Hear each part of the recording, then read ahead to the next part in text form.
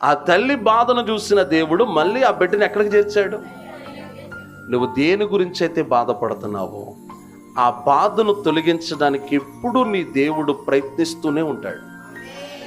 కొంతమంది మనుషులు నువ్వు ఏడిస్తే చూడాలనుకుంటారు, నిన్ను ఏడిపించాలని ప్రయత్నిస్తారు. కానీ దేవుడు ఎంత గొప్పవాడంటే ఆయన నీ బాధను చూచి చలించిపోయి నీ హృదయములో ఉన్న బాధంతా తీసివేయడానికి ఆయన ప్రయత్నిస్తాడు. అందుకే ఆయన ఇచ్చిన ఒక అద్భుతమైన వాగ్దానం, నీ భారము నా మీద మోపు, నేను నిన్ను ఆదుకుంటాను. మీ చింత యావత్తు నా మీద వేయుడి, ఆయన మిమ్మల్ని గురించి చింతించుచున్నాడు కనుక మీ చింత యావత్తు ఆయన మీద వేయండి. దేని గురించి అయితే నువ్వు బాధపడుతున్నావో ఆ బాధను తొలగించడానికి నా దేవుడు నీకు సహాయం చేయునుగాక.